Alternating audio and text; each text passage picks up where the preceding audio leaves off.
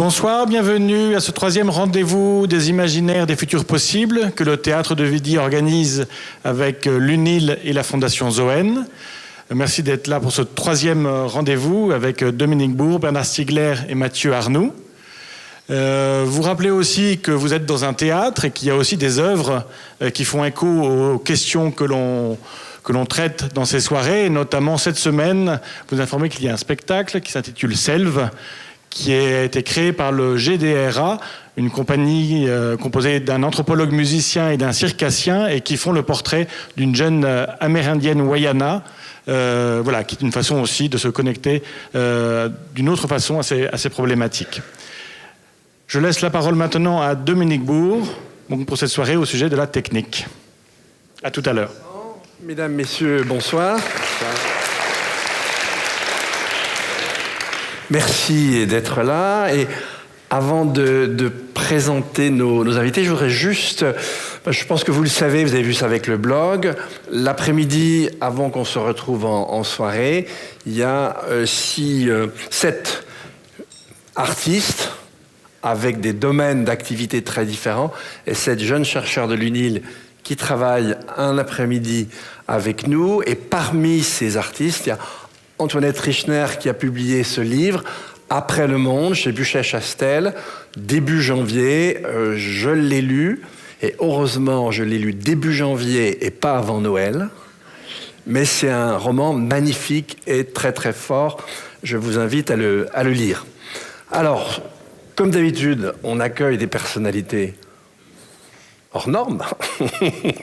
Et donc je vais les présenter l'une après l'autre. Je vais commencer par Mathieu Arnoux. Mathieu est un historien. J'avais, je crois, évoqué juste à la fin de la précédente séance son dernier livre. Je crois, Le Temps des Laboureurs, c'est le dernier livre. Je vous en avais donné quelques mots.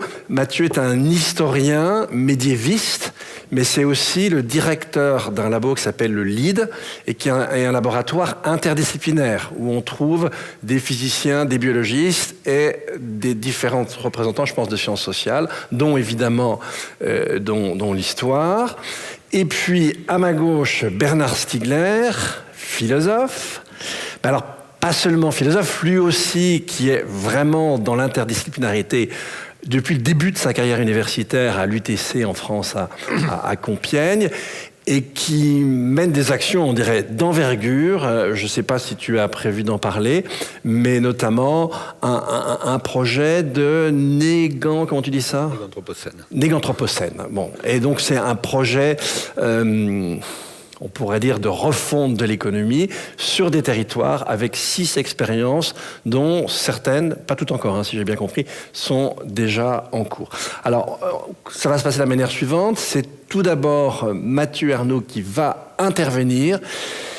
Et vous allez voir, c'est très original la manière dont il va parler. Donc 20 minutes Mathieu, ensuite 20 minutes Bernard. Après... on les fait peut-être réagir à l'exposé de l'autre, et puis quelques questions, et voilà. Donc, Mathieu, c'est à toi. Alors, il n'y a pas de mystère. Je suis un enseignant, donc j'ai besoin de trucs au tableau. Et puis, comme j'ai décidé de parler en ancien français, j'ai pensé que c'était mieux de temps en temps que vous ayez les textes pour pouvoir un peu contrôler ce que je dis. Donc, on passe à la suite. Ça, c'est ma présentation de moi. Donc, histoire de ressources et de transition. Je pense que nous sommes tous d'accord sur le fait que ce qui nous attend, c'est des transitions sur quelque chose que nous avons pris l'habitude de désigner comme ressources. Ressources, c'est un petit problème, parce que c'est un mot qui signifie que ce monde est un grand magasin dans lequel on se sert. Les ressources sont des trucs qui attendent et qui attendent qu'on leur trouve un usage. Ça ne nous pose absolument aucun problème. Et puis c'est un mot BCBG. Il a un air vieillot. Il est effectivement vieillot, avec quand même une particularité, c'est qu'il a fallu attendre le début du 19e siècle pour que ressources désigne Ce que nous entendons par là, c'est-à-dire les choses qui peuvent nous aider à être ce que nous sommes et à faire ce que nous voulons. De fait, le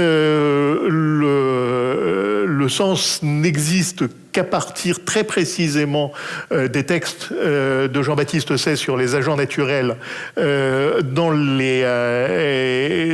son traité d'économie politique.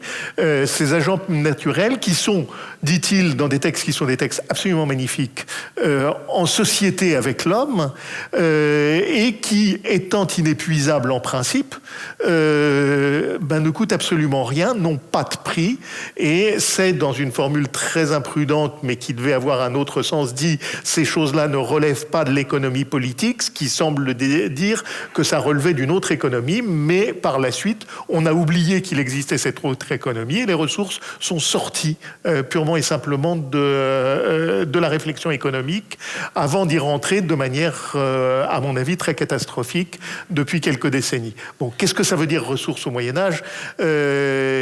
C'est d'abord le doublet de résurrection. C'était le doublet linguistique, ressurgir et ressusciter, c'est exactement la même chose. Ça a un sens technique intéressant que ça a conservé dans le monde moderne. C'est le vol ascensionnel d'un oiseau de proie qui vient de disparaître à l'horizon et qui va remonter parce qu'il a raté le lapin et qu'on le voit repartir. Et c'est un sens qu'ont gardé les pilotes acrobatiques et les pilotes d'avions de chasse. L'avion fait sa ressource. Et ce qui est plus intéressant, c'est que c'est un mot qui fonctionne en lien avec un autre mot important qui est détresse. La ressource, c'est ce qui permet de se tirer d'un mauvais pas. Et ce mauvais pas, il s'appelle détresse, qui veut dire étroitesse, et qui a donné, et vous trouverez encore ça en psychologie aujourd'hui, ressources, resource et stress sont deux choses qui jouent ensemble. Bon. Ça n'a absolument rien à voir avec ce que nous appelons ressources. Et ça pose le problème, si on peut passer à la suivante, si on n'a pas le mot ressources, et surtout si on n'a pas le concept de ressources dans la pensée ancienne, jusqu'au milieu du XVIIIe siècle au moins, qu'est-ce qu'on met à la place ? Comment est-ce qu'on va faire fonctionner ce qui nous sert, ce qui, pour nous, passe sous le mot de ressources ? Et en fait, tous les textes sont parfaitement clairs. Si on ne parle pas de ressources, on parle de besoins. Ça veut dire qu'on va se poser la question, non pas qu'est-ce qu'il y a pour faire quelque chose, mais de quoi a-t-on besoin et de quoi surtout a-t-on légitimement besoin ? Parce que cette évolution de ressources d'un sens à l'autre, elle se passe avec l'apparition des combustibles fossiles. Les ressources, par définition, c'est d'abord le charbon. Et quand on n'a pas la notion de ressources, c'est qu'on est en renouvelable. En renouvelable, on a des dispositifs, des goulets, des étroitesses. Le problème est de quoi va-t-on se servir ? Qui a besoin effectivement des choses que nous avons à notre disposition ? Et ça donne un circuit d'économie politique qui est absolument différent. Donc, je ne vais pas rentrer dans ce détail, mais toute la question franciscaine absolument fondamentale qui donne lieu, qui engendre une bonne partie de la pensée politique et économique européenne, la question de la pauvreté est une question de ressources. C'est la pauvreté, ce qu'on appelle l'usage pauvre, qui doit définir les fidèles. L'usage pauvre, c'est d'utiliser exactement ce dont on a besoin, et pas autre chose, et ça n'est pas la même chose pour tout le monde, et ça n'est pas la même chose au même moment de l'année, etc. Et il y a toute une réflexion qui se développe au XIIIe et au début du XIVe siècle, qui, pour nous, si on accepte d'aller s'y plonger, est absolument fondamentale, parce que toute une partie des problèmes que nous nous posons actuellement ont été, à ce moment-là, posés dans des conditions radicalement différentes, mais avec des perspectives qui ne sont pas si loin des nôtres. Alors, dans cet aspect-là, bien évidemment, à partir du moment où vous êtes par la force des choses, dans un régime qui est un régime d'étroitesse, un régime de ressources limitées, la question politique par excellence, ça va être la question d'assurer l'ordre ou ça va être la question des ordres. Et on peut passer à la slide suivante. Donc, Premier élément, maintenant que vous avez tous vu le texte, on va mettre à côté la traduction. Voilà. Donc je lis en ancien français parce que c'est plus beau, parce que Benoît de Sainte-Maure est un grand poète. 3 ordres sont, chacun par soi, chevalier, clerc et vilain. Si chacun est droit, bon et sain, si chacun de l'autre se divise,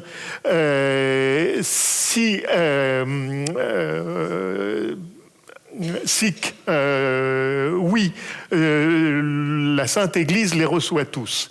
De chacun des ordres, elle est honorée, faite, exaucée, cultivée. Un ordre soutient l'autre, un ordre maintient l'autre. L'un prie nuit et jour, l'autre sont les travailleurs, et le troisième tient garde et justice, et de tous est chef, au sens tête, la Sainte Église. Donc, qu'est-ce que c'est ? C'est un texte très important parce que c'est la définition de ce qu'on appelle les 3 ordres ou les 3 États. C'est celle qui est la plus belle, faite sur l'ordre du roi d'Angleterre Henri de Plantagenet, et qui dit que vous avez quelque chose qui est extraordinairement cohérent et lié dans ces choses-là. Mais pourquoi est-ce que ça vient ici ? C'est parce que ce que vous avez en dessous, c'est une théorie de l'allocation des ressources. Vous remarquez immédiatement que 2 désordres ne font absolument rien. Prient et font la guerre, le troisième travaille, et bien évidemment, les 2 qui ne font rien vont avoir le droit à la consommation de luxe. Le troisième, malgré tout, a le droit à une consommation qui lui permette de survivre décemment et constamment. Donc ça, c'est une chose tout à fait importante. Alors, à la diapo suivante, vous allez voir, on va en prendre 2 parce que c'est les textes de vieil anglais qui sont les premières images de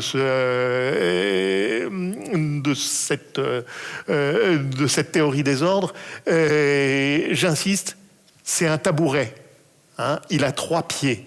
Donc cette société est une société, c'est une chose intéressante, ces gens qui ne sont pas réellement des physiciens ont été choisir l'image la plus parfaite de ce que c'est qu'un équilibre statique.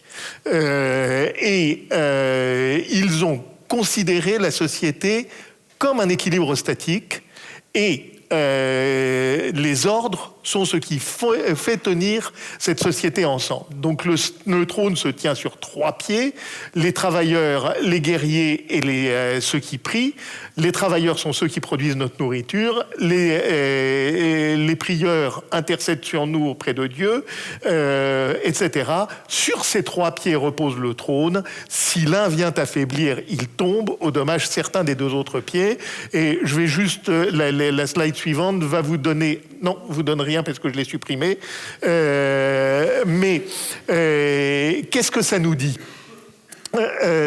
Donc, ça nous dit qu'on a choisi de manière quasiment désespérée et avec un effort qui est un effort de cohésion sociale. Parce que qu'est-ce que veut dire le fait d'avoir fait des laboratores, des laboureurs, le 3e pied du trône du roi ? C'est que ça ne peut pas être des esclaves. Ce sont des hommes libres.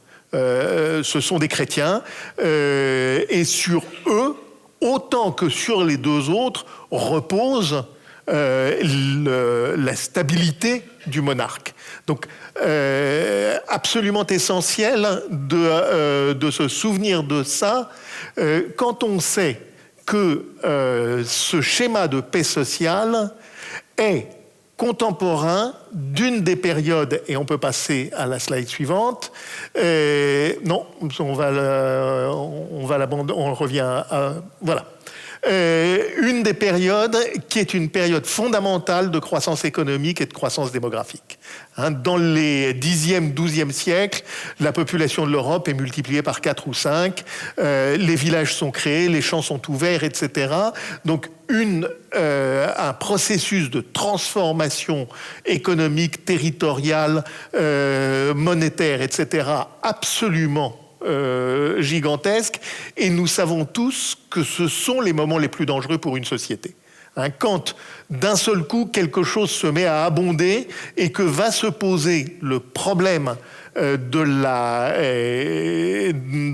l'accumulation et de l'allocation des ressources, à ce moment-là, on a affaire à des moments qui sont des moments terribles pour la paix sociale.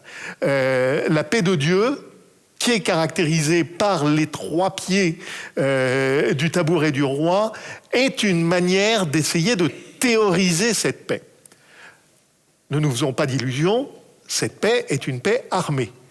Je vais y revenir, mais pourquoi est-ce que la paix existe? C'est parce que les 2 ordres supérieurs, l'Église et les chevaliers, sont terrorisés par le risque d'un soulèvement de la paysannerie.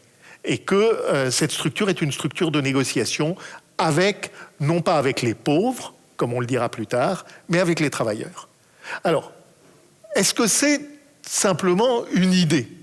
Il se trouve que, et là on peut passer à la suite, il se trouve qu'on a un texte qui nous permet d'une certaine manière de vérifier par la satire et par le détournement cette idée que les 3 ordres sont simplement l'une des manières possibles de présenter la situation. Ce texte, je pense que tout le monde pense en avoir lu des extraits durant sa scolarité.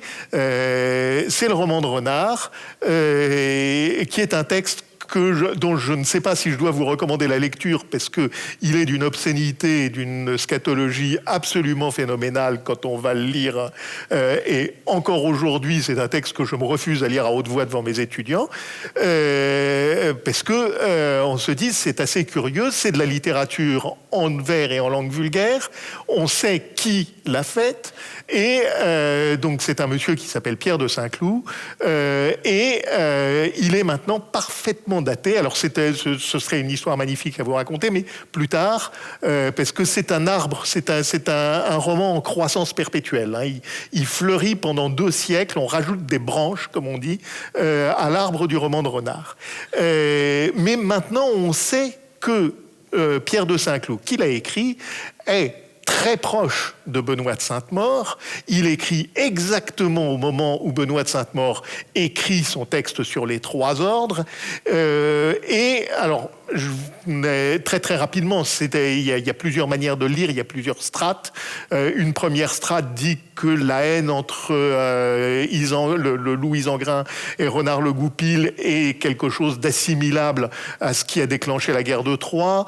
Et puis il y a une deuxième version qui dit que le viol de Hersande, femme d'Isengrin, par Renard serait un décalque d'un roman qui nous a toujours frappé par son caractère sublime, qui est Tristan et Iseut, et qui prend, quand on applique le roman de Renard dessus, un tour singulièrement bizarre, mais qui nous dit quel était l'humour tout à fait délicat de cette période.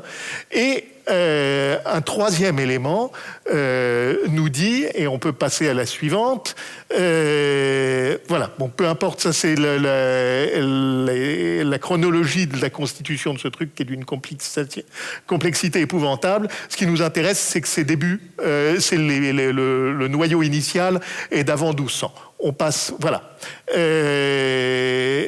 Alors, ce qui nous intéresse, c'est que si c'est un ami, un proche de Benoît de Sainte-Maure, il écrit sur des ordres. Or, le roman de Renard, ça, même dans sa version expurgée, il n'y a pas d'église dedans. Il y a exactement 0 église dedans. De temps en temps, traîne un curé pour son plus grand malheur, mais il n'y a pas d'ordre des clercs. Il y a simplement des animaux qui sont des chevaliers et il y a des vilains. Et le texte raconte la guerre entre les vilains et les chevaliers. Ce qui nous intéresse, donc le reste est immédiatement tourné en dérision avec des choses qui nous paraissent totalement blasphématoires. Dès que Renard veut faire de la religion, ça devient immédiatement obscène. Donc on se pose la question, qui est-ce que ça faisait rigoler? Mais ça, c'est un autre problème. Ce qui nous intéresse, c'est cette histoire d'une société double, c'est-à-dire d'une société qui est composée en fait de 2 des 3 pieds du tabouret du roi. Et que quand vous regardez, le roi lion est un crétin, noble le lion, sa femme, n'en parlons pas, les animaux femelles dans le roman de Renard sont pas bien traités, mais les animaux mâles sont au choix d'une méchanceté absolument impitoyable ou d'une bêtise qui soulève la suspicion. Et en face d'eux, il y a un groupe quasiment anonyme, ce sont des paysans, et ce qui les caractérise, c'est qu'ils ont d'énormes bâtons. Et cette société va être une société dans laquelle, de manière extrêmement bizarre, les chevaliers meurent de faim et les paysans sont riches. Alors, si on peut passer à la slide suivante, ça c'est Tibère le chat et Renard qui viennent de s'emparer du cheval du curé. Donc, non, on revient un petit peu en arrière. Donc, ce sont des animaux, ce sont des vrais animaux. Il les a regardés. Ce sont le chat a sa tête entre ses pattes pour regarder, le coq se roule dans la poussière, tout est parfaitement marqué et dit que Pierre de Saint-Cloud et ses copains qui ont suivi savaient regarder les animaux. Et puis de temps en temps, Tibère le chat ou Renard ou Isengrin saute sur son cheval, et on se dit, tiens, ce loup a un cheval, donc ça doit être aussi autre chose. Et ils se font des tournois, et il y a un procès, et ils font intervenir des légistes, etc. Alors, il y a des espèces de changements de phase, animaux-hommes, qui nous posent des problèmes intéressants. Alors, si on regarde maintenant, comment est-ce qu'on va pouvoir, et on peut passer à la suivante, comment est-ce qu'on va pouvoir regarder ça? Une des choses qui est très intéressante, c'est que c'est un des plus beaux documentaires sur ce que c'est que la croissance agraire. C'est-à-dire que ces animaux, dès qu'ils commencent à courir, tombent sur des murs, tombent sur des haies, n'ont plus du tout la possibilité de courir derrière les oiseaux, etc. Qui n'est pas une observation écologique absolument dépourvue d'intérêt.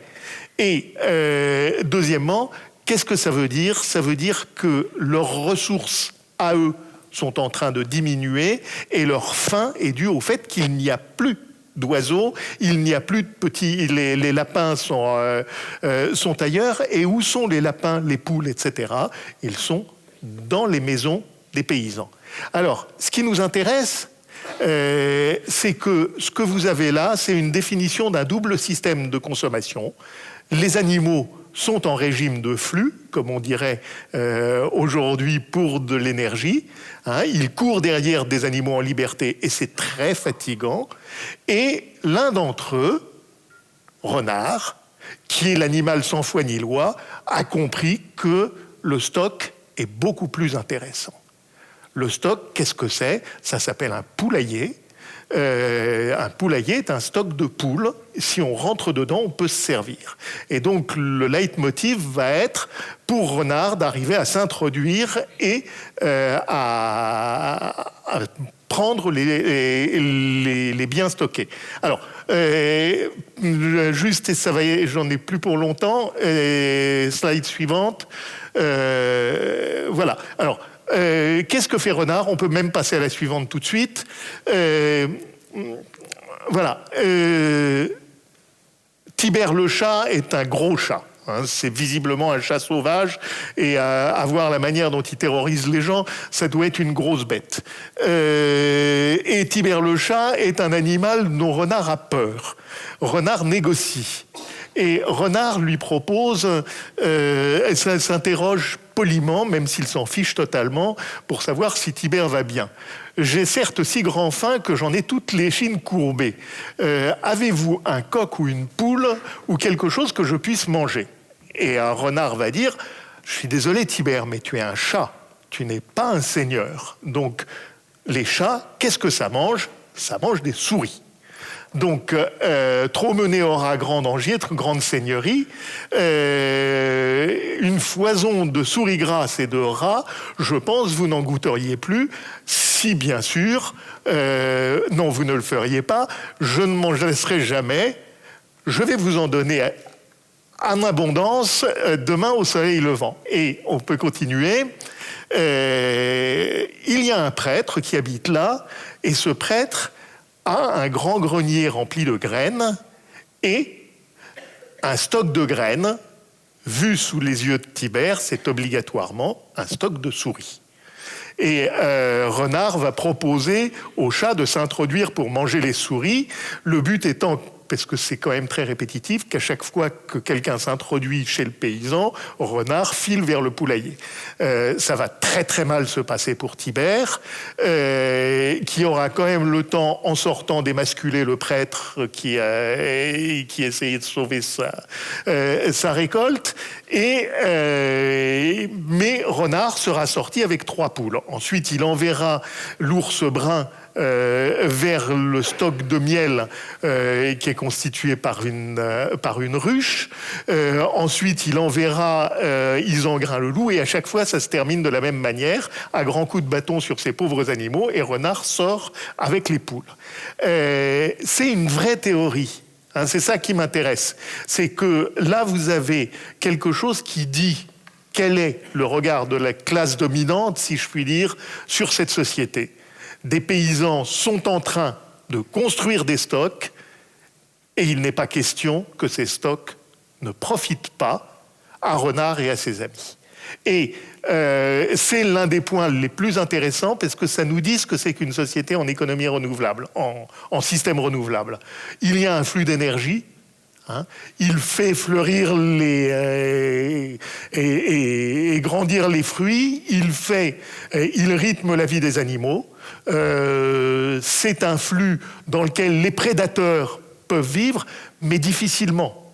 Et surtout, si on commence à réduire l'espace de chasse des prédateurs, à ce moment-là, ils vont devoir se tourner vers le stock et essayer de s'emparer du stock. Et c'est une véritable description de la société seigneuriale qui est faite par le roman de Renard comme étant un choix écologique parfaitement rationnel, même si c'est radicalement opposé à tout le thème de la paix sociale que nous avons vu. Hein, s'il n'est pas question que les paysans soient laissés en paix parce qu'ils sont beaucoup trop riches. Et du coup, je pense qu'il doit rester 2 slides. Est-ce qu'on va les voir ? Non. Voilà. Ça, c'est une représentation des 3 ordres. Le roi cauchemarde parce que les 3 ordres viennent le menacer. Henri Ier est un roi tyrannique et ça va pas bien pour lui. Ce que vous repérez tout en haut, et c'est intéressant, c'est les premiers. Ils arrivent et ils ont leurs outils et ils sont en train de se plaindre au roi et ils font très très peur. Et ça, c'est la préparation aux 3 ordres. Hein, ces paysans sont des bêtes dangereuses.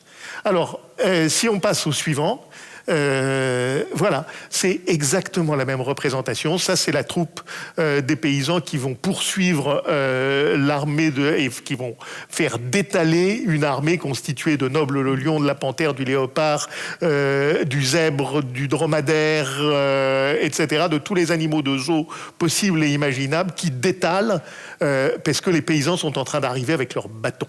et qu'il faut faire très attention. Alors, je pense que c'est une vision d'un monde qui prétend, d'un côté, par le schéma des trois ordres, être un monde en équilibre, mais qui raconte dans ses rêves, dans ses récits satiriques, etc., que ce monde est en déséquilibre total et que c'est très difficile d'organiser une bonne allocation des ressources quand on est en régime renouvelable. Et je pense que aujourd'hui, il faut que nous ayons une idée que quand on passe en régime de stock, ce qui règle les conflits, c'est le marché. Quand on passe en régime de flux et du renouvelable, ce qui règle, c'est la loi. Et ça, absolument toutes nos sources le disent. Il n'y a pas de possibilité de vivre en flux s'il n'y a pas des institutions extraordinairement puissantes. Renard est la description par l'absurde de cette vérité. Voilà, je vous remercie.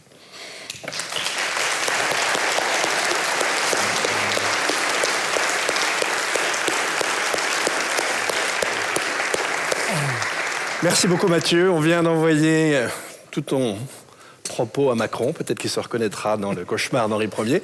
Et on va écouter maintenant Bernard. Alors je ne sais pas si tu veux rester assis, si tu veux... Tu utilises aussi les slides? Donc, ok. Alors, à toi. Je ne sais pas si on m'entend. Oui. Bonsoir à tous. Je vais aussi montrer quelques images, moins que Mathieu. Cette image-là, qui a été produite il y a une vingtaine d'années par une illustratrice et qui représente, bon, vous avez tous entendu parler de l'homme des cavernes, en fait, qui n'est d'ailleurs pas un homme des cavernes à cette époque-là encore. C'est, disons, grosso modo, une représentation très simplifiée de ce dont on pense que cela advient, enfin, dont on sait que cela advient il y a un peu plus de 3 millions d'années, 3 500 000 ans, 3 800 000 ans, à savoir que le début de ce qu'on appelle l'hominisation, de l'apparition de l'être humain, c'est le début de l'apparition des objets techniques. Alors, ça vous paraît familier, tout le monde vous l'a appris à l'école, plus ou moins mal. D'ailleurs, je regarde toujours les manuels scolaires de mes enfants et de mes petits-enfants, là où on parle de la préhistoire, en général, c'est assez catastrophique, donc c'est vraiment des gros clichés tout à fait ridicules, pour ce que j'ai vu en tout cas. Mais bon, ce que ça nous apprend donc, c'est que voilà, on sait qu'il y a une préhistoire, que cette préhistoire a plusieurs millions d'années, 3 millions d'années, c'est ce qu'on appelle le paléolithique, et que voilà, l'hominisation commence par l'augmentation du corps. Alors là, nous sommes augmentés tous les trois par des micros qui passent par des petits émetteurs haute fréquence, etc. Bon, mais ce processus d'évolution de l'être humain, ce qu'on appelle l'histoire, la préhistoire, la proto-histoire et l'histoire, c'est l'histoire, en fait, de cette évolution-là. Je dois vous dire, avant de passer à l'image suivante, que, premièrement, la philosophie, à sa naissance, et on pourrait dire à sa pré-naissance, c'est-à-dire avec les présocratiques, mais surtout la philosophie à partir de Socrate et de Platon, neutralise totalement cette dimension-là, pose en principe qu'elle est triviale, qu'elle n'a absolument aucun intérêt, et que la vérité est dans la contemplation et pas du tout dans le travail. Le travail, c'est le travail des esclaves. En tout cas, le travail manuel, le travail qui passe par les artefacts, ou bien c'est l'objet des sophistes, qui sont des menteurs, des vendeurs d'illusions, des mystagogues, des thaumaturges, et qui utilisent des techniques pour tromper les gens. Voilà. Parce que la technique, à l'origine de la philosophie, c'est quand même avant tout le domaine de l'illusion. Et ce qu'il faut pour la philosophie, c'est que l'humanité dépasse l'illusion du devenir pour accéder à l'être, c'est-à-dire à ce qui est vrai. Tout ça se faisant, je suis extrêmement schématique, vous me pardonnerez, tout ça se faisant après l'expérience des objets mathématiques, de la géométrie, des nombres, etc., qui se développent avant la philosophie et qui préparent tout cela. Il va y avoir un changement au XVIIIe siècle, par exemple, il y en a plusieurs, même avant le XVIIIe siècle, Bacon, etc. Mais il y a surtout Herder, qui est un philosophe du XVIIIe siècle, dont Kant se moque un petit peu, et qui imagine au XVIIIe siècle que peut-être que l'homme, c'est avant tout le passage à la station debout, et que la conquête de la station debout a peut-être à voir avec les objets techniques. Bon, ça, Kant va le considérer comme quelque chose de ridicule, de tout à fait empiriste et absolument pas fondé de manière transcendantale comme lui pense que la vérité doit être fondée. Herder sera un peu repris 70 ans plus tard par deux philosophes qui vont devenir célèbres. Ils s'appellent Marx et Engels. Et ils vont en particulier écrire en 1946 un texte qui est l'idéologie allemande, et qui, après avoir énoncé des thèses sur Feuerbach, qui est un de ceux, on n'en est pas encore là, mais c'est pas grave, un de ceux qui inspire Marx et Engels comme un interprète de Hegel, qui préfigure un petit peu ce qu'eux vont considérer être le matérialisme. Marx et Engels vont poser donc au début de l'idéologie allemande que l'être humain est avant tout producteur de ses organes. Et tout à coup, je vous emmène là. Là, on est en 1945. C'est un petit texte que vous trouverez très facilement sur Internet. Si vous tapez sur un moteur de recherche Alfred Lotka, Human Biology 1945, vous y accéderez tout de suite. Je vous recommande de le lire. Il est très court, il fait 25 pages. C'est un texte un peu testament d'un grand biologiste qui a d'abord été un physicien et mathématicien, qui s'appelle Alfred Lotka, et qui a travaillé pendant une trentaine d'années sur des modèles issus de la théorie de l'entropie. La théorie de l'entropie étant donc la théorie de la dissipation de l'énergie, et la théorie de l'entropie ayant été formalisée en 1873 par Ludwig Boltzmann, qui en a fait des équations probabilistiques pour calculer les probabilités de taux d'entropie. Alors, entropie veut dire dissipation de l'énergie. Lotka est un physicien et un mathématicien qui connaît très bien la théorie de l'entropie et qui va essayer de la mobiliser dans la théorie de la génétique des populations, c'est-à-dire qu'il va transposer dans le champ de la biologie. Il va devenir célèbre grâce à cela. Il va en particulier écrire une équation qui est très connue de tous les biologistes, qui s'appelle l'équation de Lotka-Volterra, qui est une équation qui calcule les rapports proie-prédateur dans les populations. Je ne vais pas développer ça, d'ailleurs je n'y comprends rien et je n'y connais rien. Par contre, ce travail qu'il va faire va l'amener à réfléchir progressivement aux organes des êtres humains. Et il va en arriver à dire, en 1922 d'abord, puis dans un certain nombre d'autres textes ensuite, mais l'être humain a des organes, mais il a des organes qui ne sont pas des organes biologiques, ce sont des organes artificiels. Et là, si on peut voir le slide suivant, en 1945, où il est extrêmement frappé, comme il l'avait été en 1922 par les résultats de la Première Guerre mondiale, il est très frappé en 1945 des résultats de la Deuxième Guerre mondiale, et des résultats pour les populations d'abord, et en particulier européennes, qui sont extraordinairement lésées par le conflit mondial. Et il pose dans ce texte, qui est une sorte de synthèse un petit peu de tout ce qu'il avait imaginé auparavant, mais où il avance de nouvelles hypothèses, il pose que l'homme est un être vivant, bien sûr, mais que les modèles biologiques classiques ne permettent pas de penser l'homme. Ils ne permettent pas de penser l'homme parce que l'homme, d'abord, évolue beaucoup plus vite que les êtres vivants. Voilà. J'ai surligné rapid development of artificial heads, etc., etc. Il montre que l'homme accélère énormément la différenciation organologique. Alors, ce que j'appelle organologique, c'est soit organique, soit exosomatique. L'organologie, c'est la science des instruments de musique au départ, au 19e siècle, enfin, début du 20e siècle. Et donc, ce que montre Lotka, c'est que l'être humain a des organes, mais ce sont les organes artificiels qui comptent le plus. Vous pouvez avoir des organes biologiques totalement débiles. Par exemple, Stephen Hawking, qui est mort maintenant, mais il est mort il n'y a pas très longtemps. Il a vécu pendant des décennies, presque exclu. Bon, il avait un cerveau qui fonctionnait encore, mais à peu près, il n'y avait que ça pratiquement qui fonctionnait. Tout le reste était débile au sens premier du terme, c'est-à-dire ne fonctionnait pas.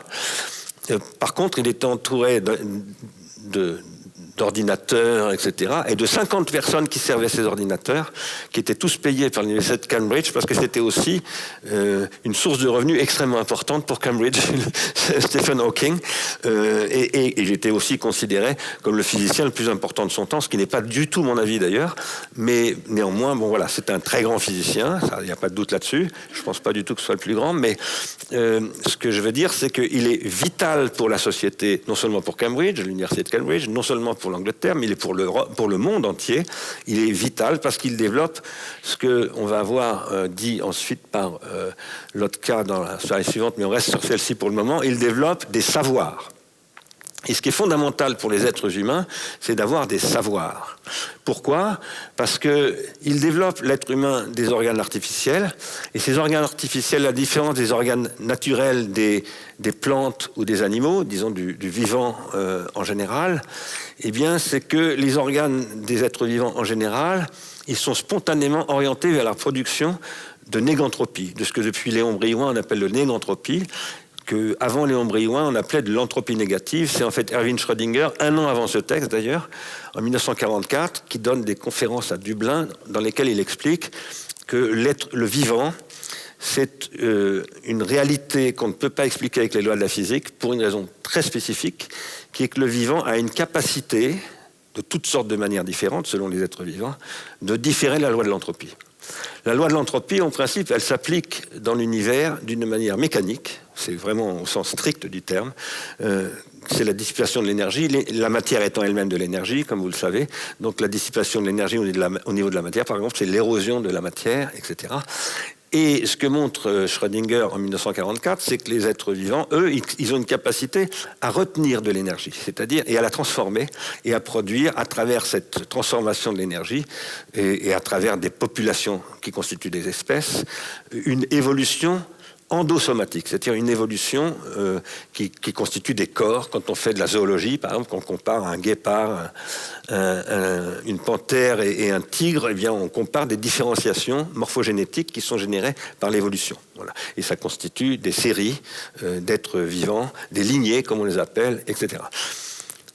Dans le cas de l'être humain, la différence avec les êtres vivants non humains, eh bien, ces organes que l'humain produit et qui sont vitaux pour lui, parce que la première image que je vous ai montrée tout à l'heure, cet être qui taille des silex, sans silex, il est cuit. Il ne peut pas vivre sans organe artificiel. C'est absolument impossible.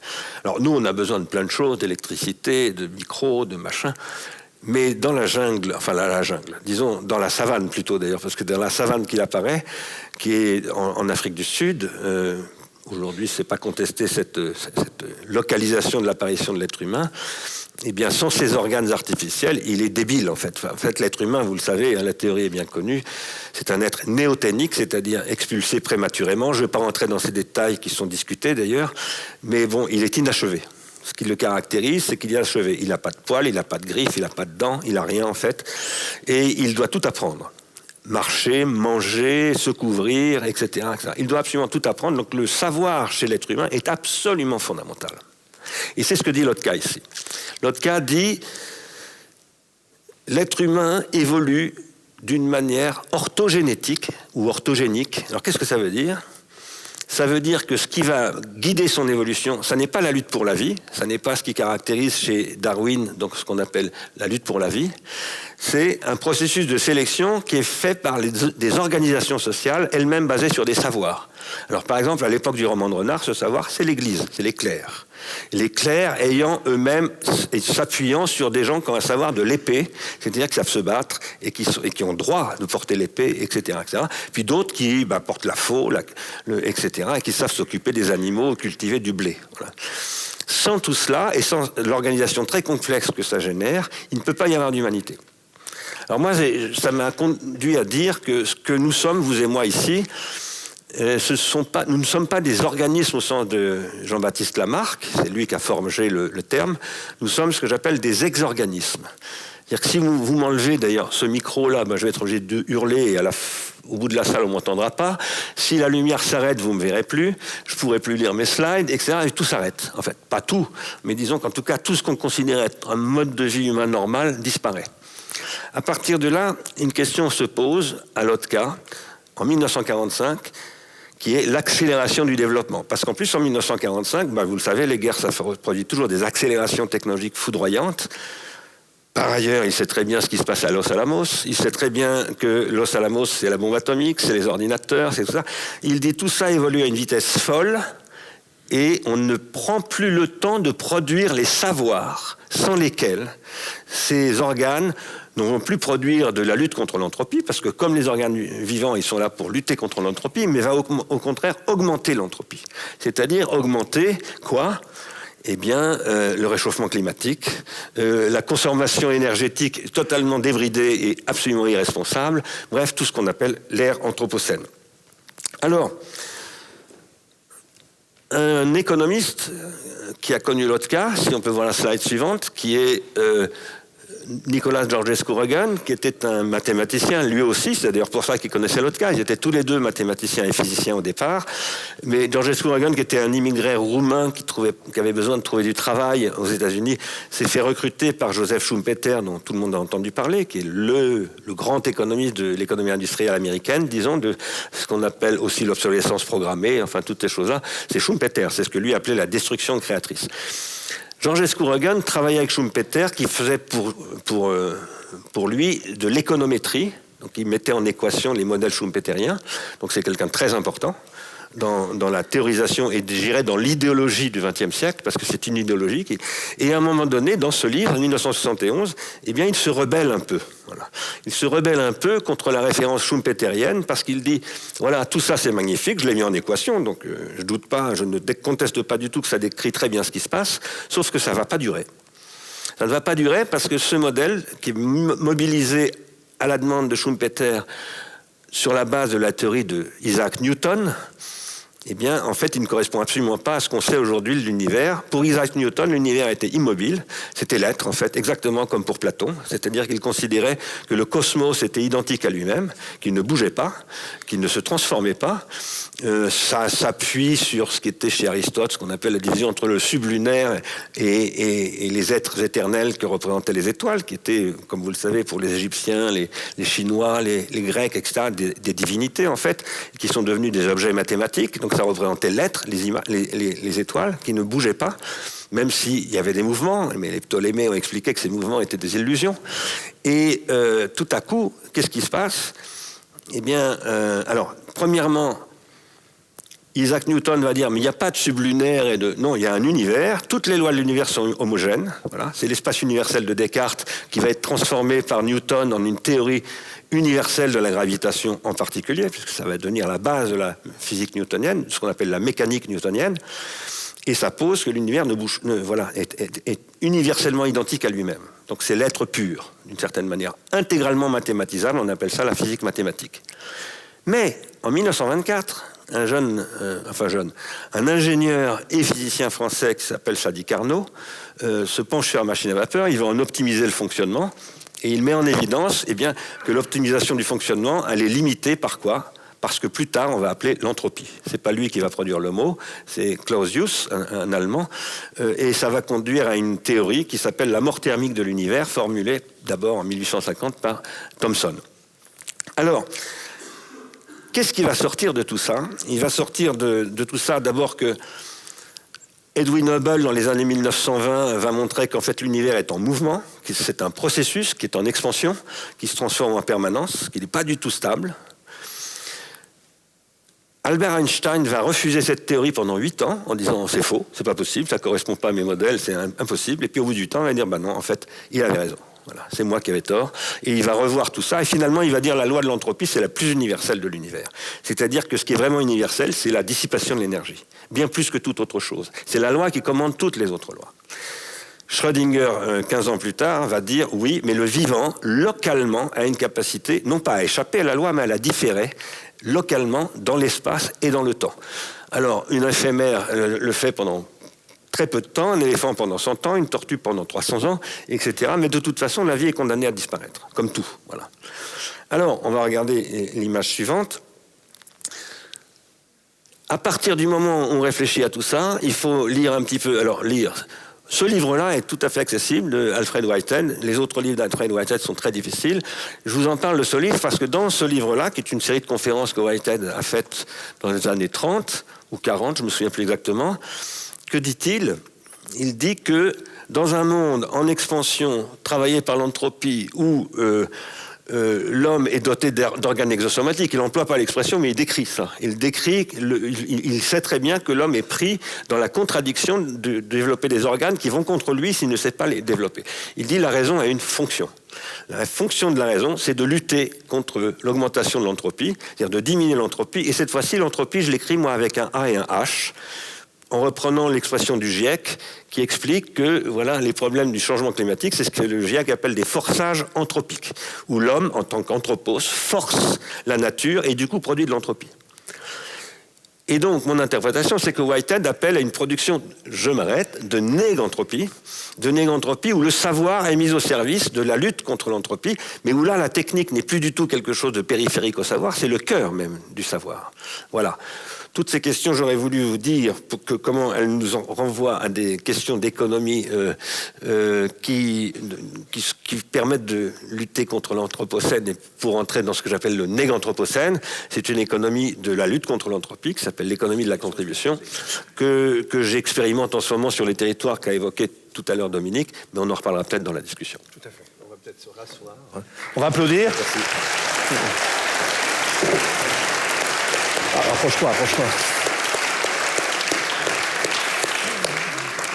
Alors, je vais poser une première question à Mathieu, après la brillante démonstration où tu nous as montré que tes laboratoires sont un peu comme l'esclave Schlegel, c'est-à-dire c'est eux qui annoncent le monde de demain, c'est-à-dire qu'ils font émerger une économie du stock. Et tu nous as rappelé qu'une économie du stock, ça permet un marché, qu'en revanche, une économie de flux, ce n'est pas le cas, c'est nécessairement une organisation, la loi, la société. Peut-être qu'on va revenir, d'ailleurs, de certaine manière, vers une économie de flux. Mais la démonstration est magnifique, mais du coup, ça me fait penser à un de tes prédécesseurs, Lynn White, qui justement nous montre, notamment en s'appuyant sur les calendriers francs, comment l'imaginaire lui-même, alors inspiré par ce monde paysan, fait advenir dans la pensée médiévale l'idée que le monde lui-même est une sorte de stock de ressources. Alors, comment tu te situes par rapport à cette affirmation de ton illustre prédécesseur ? Alors, c'est un texte étrange, parce que c'est un texte de théologie. Lynn White est un historien, mais il est aussi prédicateur, et c'est un texte de prédication. Et du coup, son irruption dans le monde de l'histoire est bizarre, parce que, alors, c'est vrai que Lynn White dit, oui, mais il faudrait peut-être un petit peu spécifier que Saint François d'Assise, peut-être, ça dit des choses différentes. Saint François d'Assise, ça dit des choses très, très, très, très différentes. Hein, ça dit que il faut dire le texte le plus connu de François d'Assise, qui s'appelle le Cantique des créatures, hein, Laudato Si du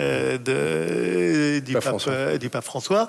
D'abord, il faut se souvenir que c'est le Cantique des créatures, c'est un texte anti-cathare, c'est un texte créationniste au sens augustinien du terme, c'est-à-dire qui loue l'ordre des créatures. Là,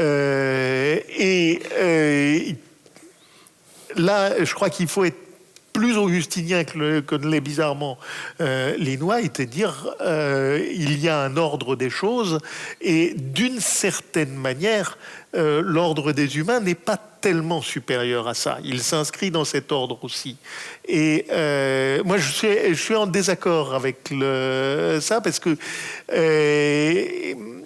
il fait quelque chose qui est compliqué, qui est d'essayer parce qu'il connaît bien ses classiques, donc de dire Locke, Hobbes, etc. sortent directement de ça. J'aurais tendance à dire, c'est ce que dit Giacomo Todeschini, Locke et Hobbes sortent de ça, mais pas directement. Et les intermédiaires, en particulier, l'économie politique telle que, au début du XVIIe siècle, elle commence à émerger, a fait complètement disparaître l'usage pauvre, la nécessité d'une solidarité pour arriver à fabriquer un modèle qui est un modèle radicalement différent, qui est un modèle de concurrence, qui est quelque chose qui fait horreur aux théologiens médiévaux. Donc il y a quelque chose de paradoxal, parce que les instruments intellectuels sont ceux-là. Donc Lynn White a raison de dire les instruments intellectuels de la domination de l'homme sur la nature ont été forgés par la doctrine scolastique. Mais la doctrine scolastique a aussi fourni le mode d'emploi, et je dirais que ce qui s'est passé au XVIIe siècle, au moment où l'Europe qui avait quand même banni l'esclavage de ses terres depuis quasiment l'an 1000, se croit autorisé à le réinstaurer pour les colonies. Et quelque chose qui m'a toujours paru extrêmement paradoxal, parce que le Moyen-Âge est assez radicalement anti-esclavagiste. Donc il y a une espèce de manière de retourner ça et d'utiliser des instruments intellectuels extrêmement puissants que sont ceux de la scolastique en les démoralisant radicalement, comme si la moralité de la scolastique, qui est simplement que ça n'est pas une science spéculative, c'est une science politique. C'est une science politique et juridique. C'est une science de l'action. On en fait une science de l'observation qui permettra ensuite de justifier les actions. Et je pense que là... alors, je suis parfaitement consciente du caractère extrêmement réactionnaire de ce que je viens de dire, mais il faut dire que, que ce soit François d'Assise, mais que ce soit Thomas d'Aquin ou Saint Bonaventure, ce sont des gens qui d'abord vivent pauvrement et sont capables de se poser des questions qui aujourd'hui sont des questions bien utiles. J'en donne juste une. Il y a un texte de l'un qui est l'un des plus grands d'entre eux, qui est Pierre de Jean Olivier, dont on est en train de redécouvrir l'œuvre, qui est un continent de la pensée, qui dit on ne doit utiliser que ce dont on a besoin. Et il dit mais qu'est-ce que c'est avoir besoin? Et donc il dit voilà, j'ai besoin de mes vêtements tous les jours. Mais ce serait complètement idiot de dire que j'ai besoin de changer de vêtements tous les jours. Donc je vais faire rentrer le cycle de vie du vêtement à l'intérieur de mon raisonnement. Et j'ai besoin de farine pour faire du pain, mais en fait, quand j'y pense, j'ai pas besoin de farine pour faire du pain, j'ai besoin de pain. Donc il vaut mieux que j'aille chez le boulanger, c'est le boulanger qui a besoin de farine. Et puis, je vais me poser la question, il a besoin de combien de farine? La farine, il a besoin de combien de pain? Le pain, on le trouve, le grain, on le trouve sur le marché, etc., etc. Mais il dit à un moment, même quand on est au printemps, le paysan va avoir besoin de grains pour semer. Il a besoin de grains pour plus tard, mais il a besoin de ces grains maintenant. Et de ce discours qui est d'une complexité extrême et dont le but est de dire à la fin, interrogez-vous, quand vous avez trop de tel ou tel produit dans votre cave, pourquoi avez-vous besoin de ça? Et est-ce que ça ne ferait pas de vous potentiellement un usurier? Et est-ce que vous ne devriez pas, quand vous avez trop de quelque chose, vous précipiter au marché pour le vendre parce que d'autres en ont besoin? Et il va terminer avec cette chose absolument extraordinaire, disant on ne peut pas spéculer sur la salade parce que la salade, ça pourrit. Et donc, on arrive à cette chose que retrouvent les gens, les maraîchers, qui est que le prix de la salade est un juste prix. C'est l'un des rares qui existent. Et ça, on peut le constater quand on va regarder des prix chez les maraîchers sur un marché. Il y a une espèce d'immédiateté de la transaction, alors que toutes les autres choses, il faut faire attention pour se demander est-ce que j'en ai vraiment besoin? Et donc, comment je vais faire? Alors, maintenant, quand on lit le texte de Pierre de Jean Olivier et qu'on regarde une armoire normalement constituée avec une dizaine de chemises, etc., et quand je regarde les tiroirs de mes enfants, je me dis, là, on n'est plus du tout dans l'usage pauvre, et c'est peut-être quelque chose à quoi il faudrait qu'on réfléchisse, sauf qu'effectivement, l'économie circulaire, c'est précisément une réflexion sur ça. Merci, bravo. Bernard, j'imagine que ce que tu proposes avec tes 6 domaines d'expérience, peut-être que tu vas nous les rappeler, mais en fait, tu proposes une contre-économie, j'arrive pas à dire. L'économie de la négantropie. Oui, voilà, c'est plus simple comme ça, une économie de la négantropie, mais avec à l'arrière-plan cette histoire d'exosomatisation. C'est-à-dire, on n'est pas à faire...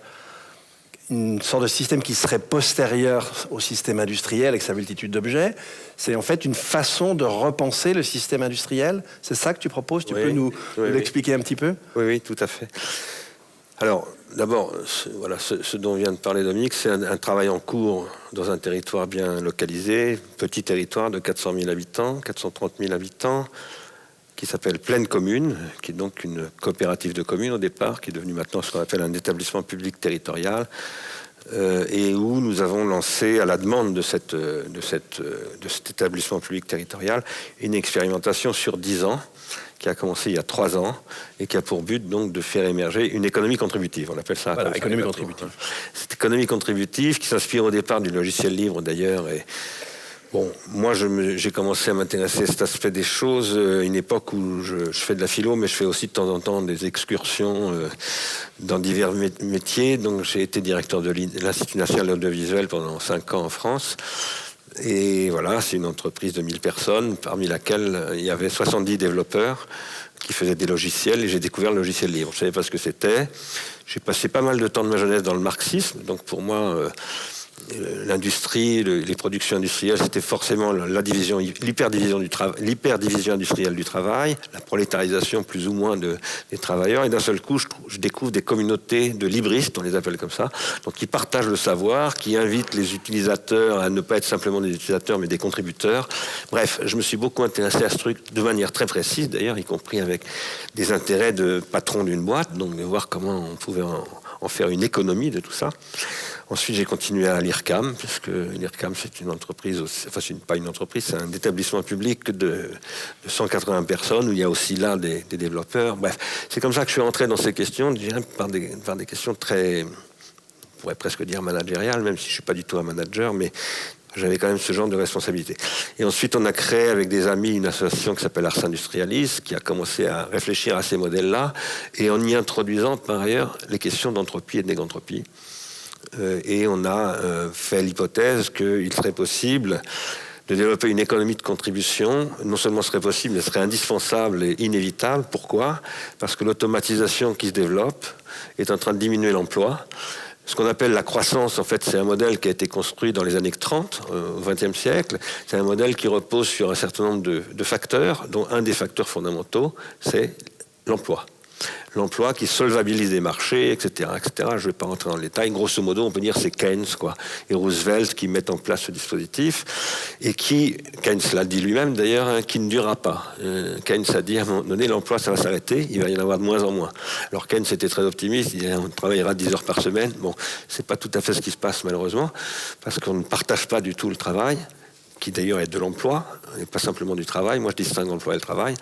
Et nous avons développé un modèle qui consiste à dire que l'augmentation du chômage, en fait, qui aujourd'hui, c'est un chiffre officiel qui est assez récent, qui a 6 mois, de l'OCDE, qui concerne, pour tous les pays de l'OCDE, 14% d'augmentation au total des pays de l'OCDE, donc c'est colossal.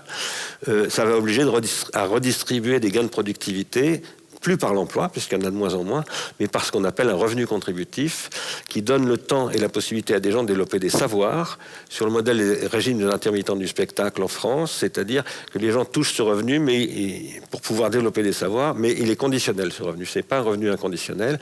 Et donc, pour qu'il soit rechargé, comme disent les intermittents du spectacle en France, eh bien, il faut qu'ils arrivent à trouver des emplois intermittents, qui sont des emplois dans des domaines que nous sommes en train d'essayer de développer en Seine-Saint-Denis à travers 6 programmes qui concernent la santé infantile, qui concernent l'alimentation, qui concernent la construction, la mécanique, le recyclage et l'agriculture urbaine. Voilà.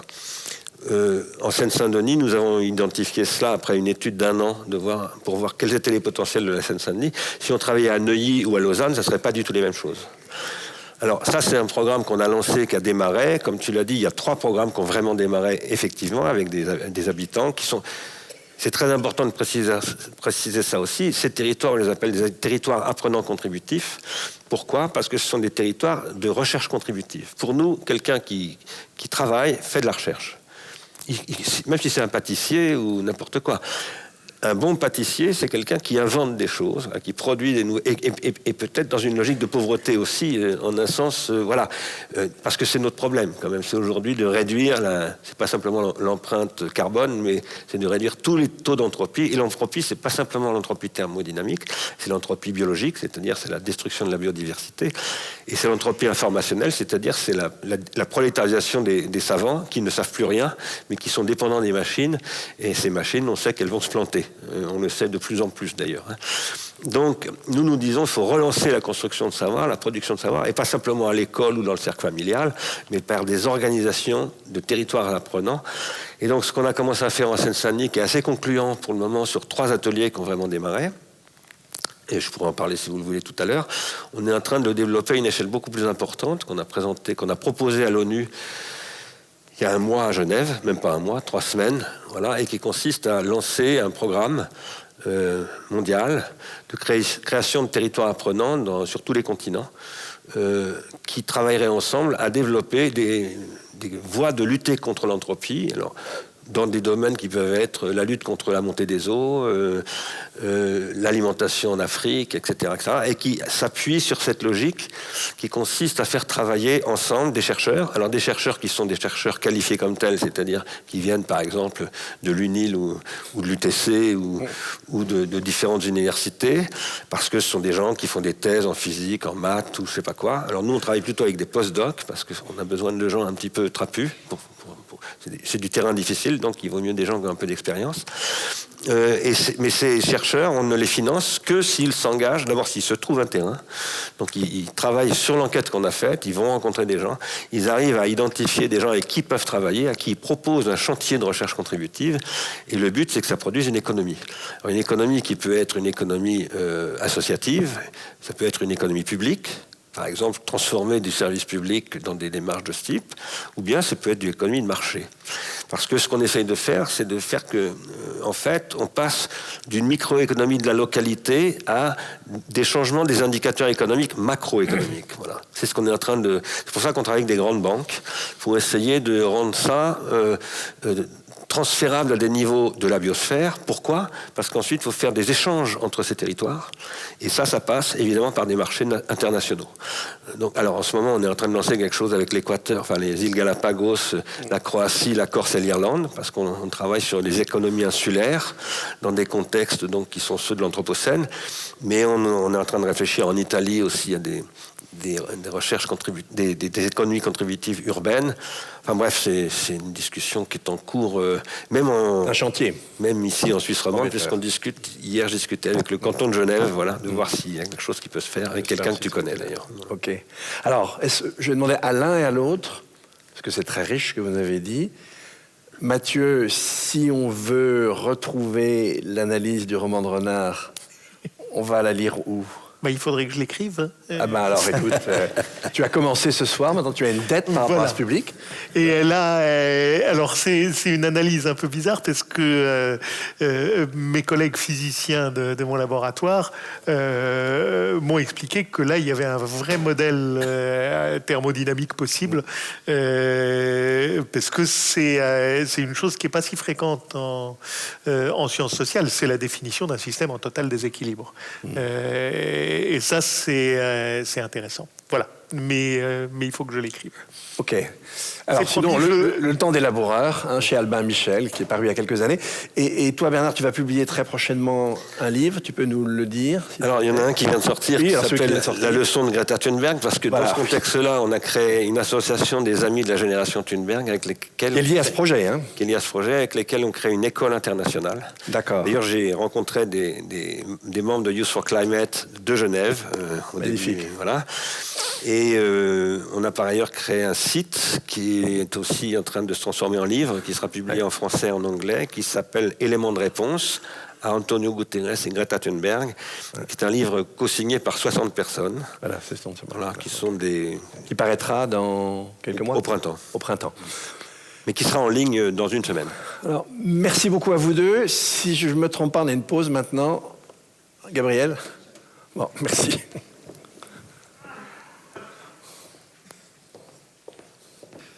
Voilà, alors, vous m'entendez ? Ouais. Comme d'habitude, je vous laisserai au retour de la pause prendre un jeton. Donc vous serez assigné à une seule table. La question à laquelle vous allez répondre à la table, donc aux tables participatives, est la suivante. Voilà. Élaborer un récit collectif sur les rapports paradoxaux que nous entretenons avec les techniques. Alors j'en dis pas plus. On a prévu une modalité de participation qui sera un petit peu différente, mais elle vous sera expliquée aux tables par les facilitateurs. J'en profite aussi juste rapidement pour vous rappeler qu'on a un blog qui est là où vous pouvez contribuer ou avoir les restitutions des séminaires. Il est très riche, hein, il se rénove sans arrêt. Oui, exactement. Voilà. Je vous souhaite une bonne pause et à tout à l'heure. Merci. Bravo.